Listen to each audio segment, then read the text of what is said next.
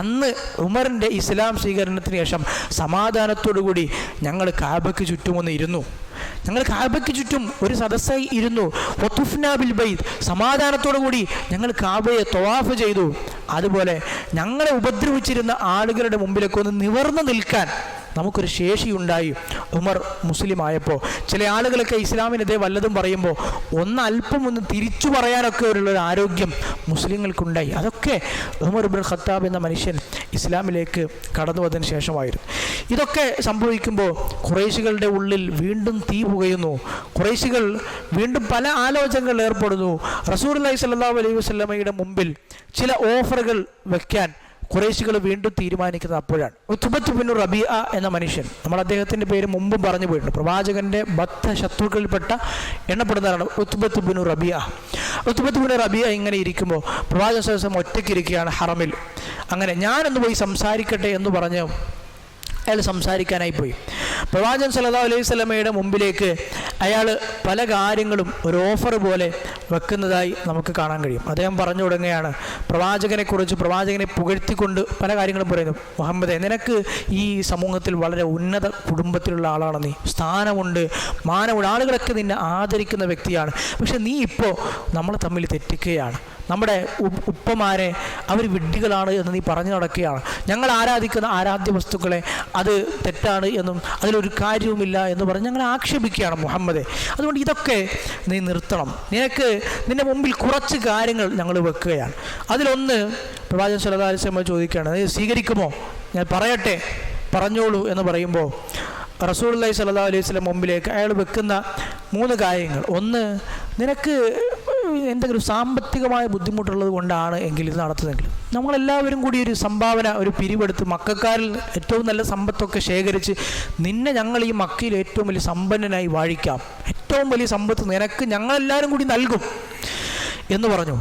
രണ്ടാമത് പറഞ്ഞത്, നിനക്ക് അധികാരമാണ് ആഗ്രഹമെങ്കിൽ, നമ്മൾക്ക് നേതാവാകണം, ഒരു രാജാവ്, അന്ന് മക്കയിൽ രാജാവില്ല, നിനക്കൊരു രാജാവ് ആകണം എന്നാണ് ആഗ്രഹമെങ്കിൽ ഞങ്ങളെല്ലാവരും കൂടി ഒരുക്കമാണ് തീരുമാനിച്ച് നിന്റെ രാജാവിനെ പോലെ ഞങ്ങൾ അധികാരം നിനക്ക് തരാം. നിന്റെ കാര്യങ്ങൾ, തീരുമാനങ്ങൾ അനുസരിച്ച് പിന്നീട് ഖുറൈശികൾ ചലിക്കൂ.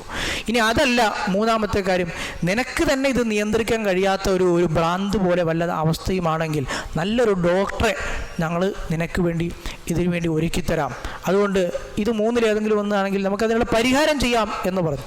റസൂലുള്ളാഹി സ്വല്ലല്ലാഹു അലൈഹി വസല്ലം പറഞ്ഞു, എല്ലാം പറഞ്ഞു കഴിഞ്ഞോ അബുൽ വലീദ്, ഉത്ബ എല്ലാം പറഞ്ഞു കഴിഞ്ഞോ? പറഞ്ഞു. ഇനി എനിക്ക് കുറച്ച് കാര്യങ്ങൾ പറയാനുണ്ട്, അത് കേൾക്കാൻ കഴിയുമോ? കേൾക്കാം, പറയൂ. റസൂലുള്ളാഹി സ്വല്ലല്ലാഹു അലൈഹി വസല്ലം അന്ന് സൂറത്തുൽ ഫുസ്സിലത്തിലെ കുറച്ച് ഭാഗങ്ങൾ ഉത്ബത്ത് ബിൻ റബീഅ എന്ന മനുഷ്യന് പാരായണം ചെയ്തു കൊടുത്തു. പ്രവാചകൻ സല്ലല്ലാഹു അലൈഹി വസല്ലമയുടെ പാരായണങ്ങൾ, ഈ സംഭവങ്ങളിലൊക്കെ വിശുദ്ധ ഖുർആനിലെ ഓരോ സൂറത്തുകൾ ഇറങ്ങുന്നു. പ്രവാചകൻ സല്ലല്ലാഹു അലൈഹി വസല്ലം ഒക്കെ പ്രബോധനം വിശുദ്ധ ഖുർആൻ കൊണ്ടാണ്. വിശുദ്ധ ഖുർആൻ അന്ന് സൃഷ്ടിച്ച, മനുഷ്യരുടെ മനസ്സുകൾ സൃഷ്ടിച്ച പ്രതിഫലനങ്ങളാണ്, ആ മാറ്റങ്ങളാണ് ഒരുപാട് ആളുകളെ അന്ന് ഇസ്ലാമിലേക്ക് കൊണ്ടുവന്നത്. ഹാമീം എന്ന് പറഞ്ഞുകൊണ്ട് തുടങ്ങുന്ന സൂറത്തുൽ ഫുസ്സിലത്ത്, തൻസീലും മിനർ റഹ്മാനിർ റഹീം, ഇത് അല്ലാഹുവിൽ നിന്നുള്ള റഹ്മാനും റഹീമുമായ റബ്ബിൽ നിന്നുള്ള അവതരിച്ച ഗ്രന്ഥമാണിത്. കിതാബുൻ ഫുസ്സിലത്ത് ആയാത്തുഹു ഖുർആനൻ അറബിയ, വ്യക്തമായ അറബി ഭാഷയിൽ ഇറങ്ങിയ, അറബി ഭാഷ എല്ലാവർക്കും മനസ്സിലാക്കാൻ ഉതകുന്ന രൂപത്തിൽ വളരെ വിശദമായി കാര്യങ്ങൾ വിവരിക്കുന്ന ഗ്രന്ഥമാണ് ഈ വിശുദ്ധ ഖുർആൻ. ബഷീറൻ വ നദീറ, ഇത് സന്തോഷ വാർത്ത അറിയിക്കുന്നുണ്ട്, അതേപോലെ തന്നെ നദീറ, ഇത് ചില കാര്യങ്ങളെക്കുറിച്ച് നിങ്ങൾക്ക് താക്കീത് നൽകുന്നുമുണ്ട്. പക്ഷേ അവരിലധിക ആളുകളും ഈ താക്കീതൊന്നും കേൾക്കുന്നില്ല എന്ന് പറഞ്ഞ് അവർ വിശുദ്ധ ഖുർആൻ ഓതുമ്പോൾ തങ്ങളുടെ ചെവികളിൽ ചെവി അടഞ്ഞതുപോലെ, ഒരടപ്പുള്ളതുപോലെ, എന്തോ മൂടി അത് ചെവിക്കുള്ളതുപോലെ അവരങ്ങനെ നിൽക്കുകയാണ് എന്ന് പറഞ്ഞ് ഓരോ ആയത്ത് പാരായണം ചെയ്തു. മുൻപുള്ള സമൂഹത്തിലുണ്ടായ ആദ്യ സമൂഹത്തിനും സമൂത് ഗോത്രത്തിനുമൊക്കെ ഉണ്ടായ ശിക്ഷകളെ സംബന്ധിച്ചുള്ള താക്കീതിലുണ്ട് എന്ന് പറഞ്ഞപ്പോൾ ഉത്ബത്ത് ബിൻ റബീഅയ്ക്ക് സഹിക്കാൻ കഴിഞ്ഞില്ല. പ്രവാചകൻ സല്ലല്ലാഹു അലൈഹി വസല്ലമയുടെ വാ പൊത്തിപ്പിടിച്ചു. ആ ശിക്ഷയെക്കുറിച്ച്, താക്കീതിനെക്കുറിച്ച് അവിടെ നിർത്തി. താക്കീതിനെക്കുറിച്ച് പേടിയുണ്ടായിരുന്ന ഉത്ബത്ത് ബിൻ റബീഅയ്ക്ക് ആ ഒരു ഭയം, ഉൾഭയം മനസ്സിൽ വന്നു. കാരണം ആദ്യ സമൂഹം, സമൂത് ഗോത്രം എന്നൊക്കെ പറയുന്നത് അറബികളുടെ പഴയകാല അറബികളാണ്. ഇന്നത്തെ സൗദി അറേബ്യയിൽ തന്നെയുള്ള വിവിധ ഭാഗങ്ങളിലാണ് അവരുടെ വാസസ്ഥലം ഉണ്ടായിരുന്നത്. അവർക്കറിയുന്ന സംഭവങ്ങൾ കൂടി ആദ്യ സമൂത് ഗോത്രങ്ങളുടെ അവർക്കുണ്ടായ പരിണിതിയൊക്കെ.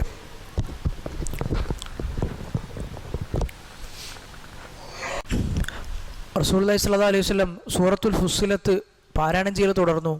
അവസാനം സുജൂദിൻ്റെ ആയത്തെത്തുമ്പോൾ, തിലാവത്തിൻ്റെ സുജൂദിൻ്റെ ആയത്തെത്തുമ്പോൾ സുജൂദ് ചെയ്ത് റസൂലുള്ളാഹി സ്വല്ലല്ലാഹു അലൈഹി വസല്ലം അവിടെ നിർത്തി. ഉത്ബയോട് ചോദിച്ചു, എനിക്ക് പറയാനുള്ളത് ഇതാണ്, കേൾക്കാനുള്ളതൊക്കെ കേട്ട് കഴിഞ്ഞല്ലോ, സമയത്തമാ സമയത്ത്, ഇപ്പം എന്താണോ നീ കേട്ടത് അതേ എനിക്ക് പറയാനുള്ളൂ, കേൾക്കാനുള്ളത് കേട്ടു എന്ന് പറഞ്ഞ് ഉത്ബ എഴുന്നേറ്റ് പോയി. ഉത്ബയെ മുൻപ് അങ്ങോട്ട് പറഞ്ഞു വിട്ട ആ ഒരു സംഘത്തിലെ ഖുറൈശികളായ മുശ്രിക്കുകളെ ആളുകൾ പറഞ്ഞു, അബുൽ വലീദ്, അഥവാ ഉത്ബയുടെ പേരാണ് അബുൽ വലീദ്, പോയ മുഖത്തോടെയല്ല അബുൽ വലീദ് തിരിച്ചു വരുന്നത്, പോയ മുഖഭാവത്തോടെയല്ല ഉത്ബ തിരിച്ചു വരുന്നത്. ഉത്ബ തിരിച്ചു വന്നിട്ട് അവരോട് പറഞ്ഞത്, അവർ പറഞ്ഞു, എന്താണ് അവിടെ ഉണ്ടായത്? ഉത്ബ പറഞ്ഞു, ഞാനൊരു കാര്യം കേട്ടു, അതുപോലുള്ളത് ഞാൻ വേറെ കേട്ടിട്ടില്ല, മുൻപ് ഞാൻ കേട്ടിട്ടില്ല. അത് കവിതയല്ല, ജ്യോത്സ്യന്മാരുടെ ഏതെങ്കിലും വാചകങ്ങളോ അല്ലെങ്കിൽ ദുർമന്ത്രവാദം ചെയ്യുന്ന, സിഹർ ചെയ്യുന്ന ആളുകളുടെ ഏതെങ്കിലും രൂപത്തിലുള്ള മന്ത്രങ്ങളോ ഒന്നുമല്ലത്. എനിക്ക് നിങ്ങളോട് പറയാനുള്ളത്, ഖുറൈശികളെ, ഞാനിത് കേട്ടയാൾ എന്ന നിലയ്ക്ക് ഞാൻ പറയുന്നത് നിങ്ങൾ കേൾക്കണം. അത്തിയൗനി, ഞാൻ പറയുന്നത് ഇപ്പോൾ നിങ്ങൾ കേൾക്കണം. ഈ മുഹമ്മദിൻ്റെ കാര്യം ഞാൻ പറയുന്നതിലാണ് സത്യം. ഈ ഞാൻ പറയുന്നത് നിങ്ങൾ കേൾക്കുന്നതാണ് നിങ്ങൾക്ക് നല്ലത്. ഈ മനുഷ്യനെയും അയാൾ ഈ പ്രബോധനം ചെയ്യുന്ന ദീനിനെയും നിങ്ങൾ വെറുതെ വിടണം, അത് അവൻ്റെ പാട്ടിന് വിടണം. മുഹമ്മദിനെ ഖല്ലി വല്ലി എന്ന് നമ്മൾ പറയുന്ന പോലെ ഖല്ലി, അവൻ്റെ കാര്യം നിങ്ങൾ വിട്ടേക്കൂ. ഇനി അതിൽ ഇടങ്കോലിട്ട് നിങ്ങൾ പ്രശ്നമുണ്ടാക്കരുത്. അവൻ എന്താണോ ഇപ്പോൾ ചെയ്തുകൊണ്ടിരിക്കുന്നത്, പ്രബോധനം ചെയ്യുന്നത്, അതിൽ നിങ്ങൾ പ്രശ്നങ്ങൾ ഉണ്ടാക്കാൻ തുനിയരുത്. കാരണം ഈ മുഹമ്മദ് ഇപ്പോൾ പ്രബോധനം ചെയ്തുകൊണ്ടിരിക്കുന്ന കാര്യത്തിന് അധികാരവും ശക്തിയും കൈവരുന്നൊരു സമയം വരും. ഈ കാര്യം സമിഅതു മിൻഹു നബഅൻ അദീം, ഞാൻ കേട്ടതൊരു വലിയ വാർത്തയാണ് ഞാൻ കേട്ടത്. അറബികൾക്ക് ഈ ഒരു കാര്യം കൊണ്ടുണ്ടാകുന്നത് എപ്പോഴും ലാഭം മാത്രമേ ഉണ്ടാകുകയുള്ളൂ. നിങ്ങൾ ഇതിനെ പിന്തുടർക്കുകയാണ് എങ്കിൽ മുഹമ്മദിന് ലഭിക്കുന്ന ഇസ്സത്ത് അത് നിങ്ങളുടെയും ഇസ്സത്തായി മാറും. ഇതിനെ നിങ്ങൾ ഇപ്പോൾ സപ്പോർട്ട് ചെയ്യുകയാണെങ്കിൽ മുൽക്കുക്കും മുഹമ്മദിന് ലഭിക്കുന്ന ഈ കാര്യത്തിന്, ഈ ആദർശത്തിന് നാളെ ലഭിക്കാൻ പോകുന്ന ആധിപത്യം, അധികാരം, അത് നിങ്ങളുടെയും അധികാരമായി മാറും. വഇസ്സുഹു ഇസ്സുക്കും, അവൻ്റെ ഇസ്സത്ത്, ഇതിൻ്റെ ഇസ്സത്ത് നിങ്ങൾക്കും ഇസ്സത്തായി മാറും. അങ്ങനെ ഈ ലോകത്തെ ഏറ്റവും നല്ല മനുഷ്യരായി നിങ്ങൾക്ക് മാറാൻ കഴിയും.